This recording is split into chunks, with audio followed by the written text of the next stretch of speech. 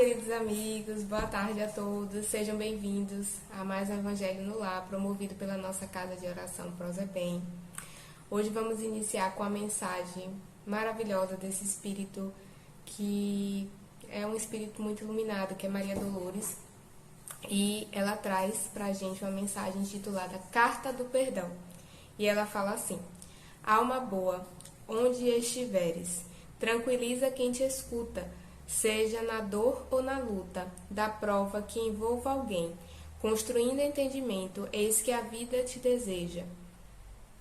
A palavra benfazeja na garantia do bem. Recorda, às vezes o incêndio que se amplia, cresce e arrasa é uma faísca de casa mantida em desatenção. Vemos também grandes males, surgindo de bagatela que a sombra desenovela num pingo de irritação. Fita os céus de estrela a estrela, o universo brilha e avança com garbos de segurança que não se sabe explicar. É Deus que nos lembra a vida, desde os páramos supremos, o dever que todos temos de servir e edificar. Onde estiveres, atende ao nosso claro programa, desculpa, trabalha e ama. Em qualquer senda a transpor, onde a discórdia apareça, aí é que Deus te eleva, por luz que dissipe a treva, na bênção do eterno amor. Então, só para a gente fique sabendo, né? Onde estiveres, atende ao nosso claro programa. Desculpa, trabalha e ama. Como é difícil ainda para a gente, né, meus amigos? Mas precisamos nos esforçar realmente para poder fazermos esse projeto realmente em nossas vidas de amar, de servir, de perdoar, que é o grande objetivo de todos nós. Então vamos fazer a nossa prece para iniciarmos bem o nosso Evangelho no Lar. Vamos elevar os nossos pensamentos a Deus nosso Pai, a Jesus nosso Mestre, aos nossos benfeitores queridos que nos tutelam, nos amparam. Nós te agradecemos, Senhor, Pai das nossas vidas, guia que nos ilumina. Oh Pai amado, como é bom estarmos aqui reunidos mais uma vez para meditarmos sobre a luz do vosso Evangelho, a luz das vossas leis. Como é bom aprender, Senhor, com os ensinamentos do Mestre, com o Consolador prometido, que é a doutrina espírita. Gratidão, Senhor, só temos a te agradecer por essa bendita oportunidade em nossas vidas.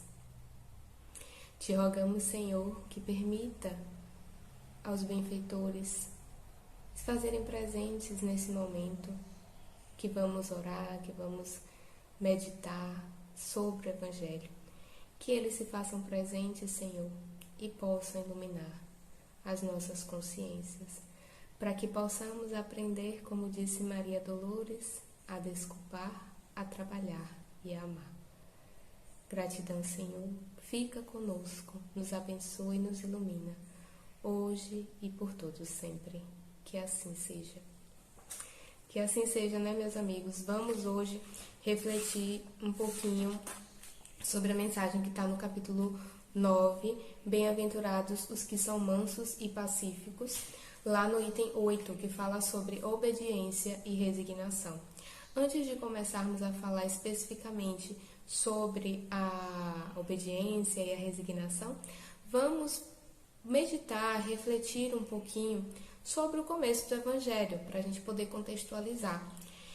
E esse capítulo, Kardec, ele traz 3 trechos do Evangelho de Mateus, que está lá no capítulo 5. Ele traz alguns versículos para a gente. Primeiro, bem-aventurados os que são mansos, porque possuirão a terra. Está em Mateus, capítulo 5, versículo 4. Depois, bem-aventurados os pacíficos, porque serão chamados filhos de Deus. Está em Mateus, capítulo 5, versículo 9. Então, só por essas dois primeiros trechos que Kardec traz para a gente já pode compreender que Jesus, ele realmente faz da doçura, da mansidão,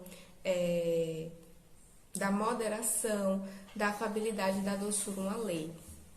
Isso é muito claro para a gente, Porque como Jesus, que foi o amor em pessoa, o amor materializado aqui no planeta Terra, poderia falar algo ao contrário, poderia trazer, né, eventualmente, Jesus nunca iria dizer que o violento receberia, possuiria a terra, ou seria aqui, né, chamado filho de Deus, como ele coloca na bem-aventurança. Claro que não. Por essas máximas, sim, Jesus nos diz que nós devemos ser brandos nas nossas atitudes, devemos ser moderados, devemos ser pacíficos, devemos ter afabilidade, doçura com o próximo. E aí nós devemos fazer aquela reflexão que Santo Agostinho nos orienta lá no Livro dos Espíritos. Será que nós, no nosso dia a dia, nas nossas atividades diárias, nós já estamos, meus amigos, agindo com essa afabilidade, com essa doçura? Nos momentos de dificuldade, né? Às vezes passamos por situações muito delicadas em nossas vidas, às vezes sofremos até violências psicológicas, emocionais. E nesses momentos, será que nós estamos já com o nosso coração pacificado? Será que já somos pacíficos ou não? Nós fazemos, como a gente diz, a gente ainda coloca mais fogo na fogueira. Tá tendo problema, a situação já está complicada e nós, em vez de buscarmos o caminho da paz, o caminho da mansuetude, a gente não. A gente traz mais problema para a situação, em vez de ajudar com essa mansuetude. Então, nós precisamos, com o Evangelho, realmente refletirmos se nós já estamos trabalhando em nós, em nossos corações, em nossas mentes, se nós já estamos trabalhando para termos essas virtudes que Jesus nos fala. Será que nós já trabalhamos para nos tornarmos pacíficos, para quando estarmos em uma situação de conflito, uma situação que exige uma postura, a gente não tenha uma postura violenta, colérica, né? É muito triste, eu diria assim, quando temos uma atitude colérica. É até difícil, às vezes, a gente ver vídeos, né, na rede social de, às vezes, as pessoas perdendo realmente a sua razão pela cólera, pela violência, e são cenas extremamente tristes mesmo. Eu acho que se a gente se assistisse, se visse nessas horas, a gente realmente pensaria, meu Deus, não sou eu, não sou assim. Então, vamos meditar, vamos pensar nas situações que nós passamos e como está o nosso coração, como está a nossa mente, o que pensamos. Já temos atitudes que revelem brandura, moderação, mansuetude, afabilidade, doçura, ou as nossas atitudes, os nossos pensamentos, os nossos sentimentos são de violência, são de cólera, são de expressões, como ele coloca aqui, de expressão descortês com o nosso próximo. Porque se ainda estamos agindo assim, com certeza a maioria de nós, não é verdade, vamos verificar situações em que ainda estamos tendo atitudes equivocadas e que não atendem a essa mansuetude, essa paz que o Mestre nos pede. E aí no item 3, Kardec ele coloca mais um trecho de Mateus, no capítulo 5, só que agora aí tem os versículos 21 e 22, que diz assim: Ouviste o que foi dito aos antigos, não matareis, e quem quer que mate merecerá ser condenado pelo juízo. Eu, porém, vos digo que quem quer que se puser em cólera, olha só, isso é Jesus falando, tá? Eu, porém, vos digo que quem que se puser em cólera contra seu irmão merecerá ser condenado no juízo. Que aquele que disser ao seu irmão raca merecerá ser condenado pelo conselho. E raca, meus amigos, era uma expressão utilizada naquela época para indicar que aquela pessoa não valia nada. Então, fazia raca, querendo dizer que você não vale nada, e ainda cuspia, né? Cuspia e virava a cabeça. Então você pensa, né? Você fala raca, ou seja, raca dava aquela cuspida e virava o rosto. Jesus está dizendo, merecerá ser condenado pelo conselho. E olha só o que ele diz. E aquele que lhe disser, ou seja, aquele que disser para o seu irmão, és louco, merecerá ser condenado ao fogo do inferno. E aí vocês podem dizer, Bruna, como assim? Jesus está dizendo que se eu falar isso daí és louco para o meu irmão, eu vou ser responsabilizada? Como assim? Que história é essa, né? A gente até se assusta um pouco, mas Jesus está falando aqui de uma forma muito forte sobre a lei divina para nos dizer o seguinte, que toda falta que a gente comete, qualquer conduta que a gente possa ter com o nosso próximo, que venha ferir as leis divinas, em especial as leis de amor, justiça e caridade, toda vez que a gente infringir essas leis, nós seremos sim responsabilizados. Muitas vezes nós achamos que só seremos responsabilizados por cometermos crimes, agredir alguém, matar alguém, roubar alguém, furtar alguém, e não é isso. Todas as nossas palavras, atitudes, sentimentos, pensamentos que sejam contrários ao que está nas leis divinas, merecerá sim responsabilização. Só que calma, porque você vai dizer, nossa senhora, então se o que eu penso, eu sinto, eu vou ser responsabilizada, então já era, né? Já era, a gente pensa assim. Mas não, tenham calma, porque a lei divina, Deus é um Pai de justiça, mas Ele é antes de tudo um Pai de misericórdia. Então Ele considera na sua justiça todas as circunstâncias que a gente chama de agravantes, de atenuantes. Ele olha, né, o Pai, ele olha todas as nossas existências, ele vê tudo que nós passamos, ele vê o nosso esforço. Então, às vezes, você tem ainda um sentimento não tão bom, um sentimento negativo, mas Deus está lá observando, ele diz, olha, Bruna teve esse sentimento que não é positivo, mas ela está se esforçando. Ela já sabe que não é um sentimento, por exemplo, eu tinha um sentimento de violência, de cólera, mas eu me contive. E aí o Pai vai lá e diz, olha, mas ela está lutando para se melhorar. Ou às vezes eu cometo um erro e aí eu me esqueço que também do outro lado eu posso ter feito o bem para muita gente. Então há essa compensação. Não pensem que é olho por olho, dente por dente. Não, meus amores, se a gente fosse realmente pagar, digamos assim, entre aspas, né? Fôssemos responsabilizados por toda a dor que nós causamos, seguindo a lei de Talião, meu Deus do céu. Nossa Senhora, a gente não ia aguentar não, tá? Então não, Deus ele responsabiliza, porque ele é um Pai de justiça, na medida necessária do nosso aprendizado, que a gente possa espiar, reparar, compreender o nosso equívoco, e considera todas as circunstâncias atenuantes e agravantes daquela nossa conduta, certo? Então, essa primeira parte era isso que eu queria comentar com vocês. E vamos para a obediência e resignação, que é lá no item 8, que foi o que eu quis separar para conversar com vocês. Quis começar falando um pouquinho sobre o começo do capítulo, porque é importante, né, para a gente contextualizar o que é que a gente vai falar da obediência e resignação. Agora faz todo sentido que esteja inserido nessa parte, né?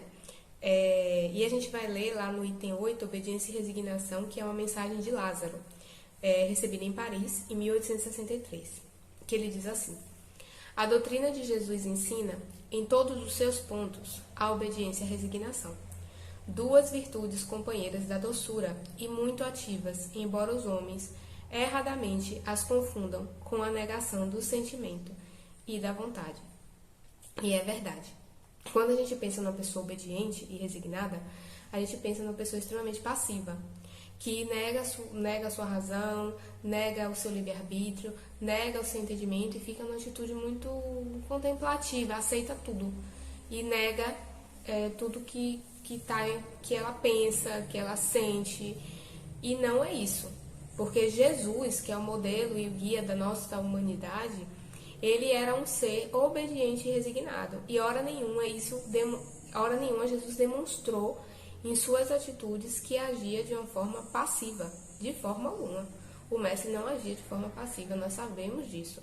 E é isso que Lázaro vem dizer. Ele vem dizer, a obediência é o consentimento da razão. E a resignação é o consentimento do coração. As duas constituem forças ativas, porque carregam o fardo das provações que a revolta insensata deixa cair. Então, quando eu obedeço, eu sei por que eu obedeço. Eu compreendo, e por isso a doutrina espírita ela é tão clara. Quando a gente estuda o livro dos Espíritos, nós estudamos, é um livro muito bom, é maravilhoso. Quem não começou a ler, leia. Se tiver dificuldade na internet, nós temos estudo na casa do livro dos Espíritos. E se você não puder ir na internet, tem estudos muito bons sobre o livro dos Espíritos também, que vocês podem encontrar. E quando você estuda a obra, nossa, é muito clara, porque a doutrina quer que nós tenhamos a fé, que nós acreditemos de uma forma raciocinada, que eu diga, eu vou obedecer ao que Jesus fala, que eu vou obedecer às leis divinas, porque eu compreendo o que são essas leis e por que eu devo obedecer. Não é algo passivo, não, eu entendo, eu compreendo e eu obedeço. E claro que Jesus compreendia, ele é o governador espiritual do planeta Terra. Comandou a formação do nosso planeta há bilhões de anos atrás. Então, ele tinha sim conhecimento, ele tem conhecimento de tudo. E ele obedece, ele é obediente porque ele entende. Pela razão dele, ele entende e ele aceita. E a resignação é o consentimento do coração. Resignação é uma coisa muito interessante da gente falar. Porque muitas pessoas acham que se resignar é cruzar os braços. E não é isso. Resignar-se é você estar numa situação difícil, estar passando por uma situação delicada, compreender que a dor, que o sofrimento tem uma função, que eles se originam de atitudes equivocadas ou na vida atual ou em vidas passadas, servindo para nós como um alerta de que algo está em desequilíbrio, precisamos aprender, precisamos mudar. E eu compreendo essa dor, eu compreendo esse sofrimento, eu trabalho dentro do possível para mudar o que for possível de ser mudado e o que eu não puder mudar, eu aceito, certo? Então, veja, a resignação não é ficar parado, a gente está em atitude contemplativa, aceitando a vida passar e tá tudo muito bom, tá tudo certo e eu sou resignado. Não é isso. Resignação é compreender porque eu tô passando, aceitar o que eu não posso mudar, mas trabalhar no que eu posso alterar, certo? Se eu puder melhorar aquela situação, mesmo que ainda tenha que passar por ela, mas dar uma melhorada ali. Por exemplo, eu estou muito doente, né? Estou passando por um problema de saúde muito sério. Eu não vou dizer, eu vou aceitar e tá tudo bem, é isso, eu tenho que viver, tenho que passar. Não, qual é o tratamento médico que eu posso ter para melhorar essa situação? Mesmo que eu venha desencarnar dessa doença, o que é que eu posso fazer? Tem tratamento? O que é que a ciência me propõe? Pronto, é doloroso, mas eu vou fazer para ver se eu melhoro, se meu corpo melhora. Eu estou passando por uma situação delicada na minha vida financeira. Não, mas eu vou em busca para ver se eu consigo dar uma aliviada, consigo um serviço aqui, uma coisa ali. E aí, se eu faço tudo dentro do possível e essa situação não muda, não há o que fazer, aí eu me resigno. E compreendendo que há um motivo para aquilo, há um aprendizado, há uma reparação, há uma expiação, há um processo de despertamento espiritual acontecendo ali, tá certo? E, para finalizar, ele fala que cada época é marcada por um cunho da virtude ou do vício e que a nossa geração é marcada pela forte atividade intelectual e o vício da gente é a nossa indiferença moral, mostrando que nós realmente devemos trabalhar para agora, né, nós já temos muito intelecto e devemos agora trabalhar muito a nossa moralidade. Então, trabalhar essas virtudes que Jesus fala pra gente, né, e que a gente acaba deixando passar. Não dá muita atenção e foca muito nas coisas terrenas, na parte intelectual, na parte das coisas da matéria e deixamos um pouquinho de escanteio as coisas do espírito, que é o que mais nós devemos trabalhar. Então, que agora, já com esse conhecimento, a gente possa trabalhar em nossos corações para termos mais dessas virtudes que o Mestre já nos falou há 2000 anos e nós ainda estamos aqui estudando lutando e trabalhando muito para viver o que Jesus nos ensinou e exemplificou, tá certo? Então vamos encerrar o nosso evangelho com a nossa prece. Desde já eu agradeço a todos vocês pela presença e espero que em breve nós possamos nos rever em mais um evangelho, em atividades na nossa casa, tá bom? Vamos elevar os nossos pensamentos ao nosso Deus Pai, ao nosso Mestre Amado Jesus, já agradecendo, Senhor, pela oportunidade que tivemos de aprender tanto na tarde de hoje. Rogamos, Senhor, que nos ampare em nossas imperfeições, para que possamos aprender a trabalhar essas virtudes da obediência, da resignação, da mansidão, de sermos pacificadores em nossas vidas, que possamos cada vez mais, Senhor, nos afastar do egoísmo, do orgulho, da violência que ainda existe dentro de cada um de nós. Que o Senhor possa derramar, Senhor, sobre nós, sobre cada irmão que aqui se encontra, encarnado, desencarnado, tuas energias divinas e salutares, que essas energias, Senhor, possam adentrar através das nossas matrizes perispirituais, atingindo o nosso corpo físico e nos reequilibrando todo o nosso ser, Senhor.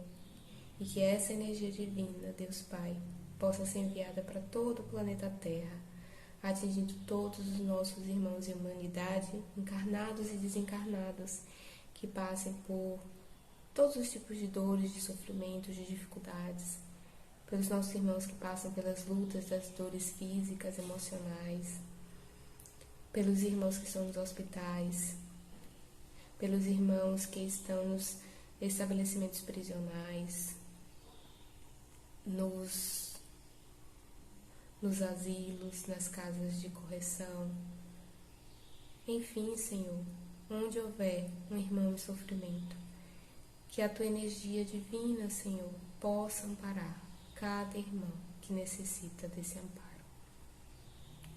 Derrama vossas bênçãos, Senhor, sobre todo o planeta Terra, sobre esse planeta escola que nos abençoa a cada dia, permitindo que possamos aqui estar e aprendermos cada vez mais. Gratidão, Senhor. Fica conosco, nos abençoa e nos ilumina de sempre. Que assim seja. Que assim seja, meus amigos. Nos vemos em breve.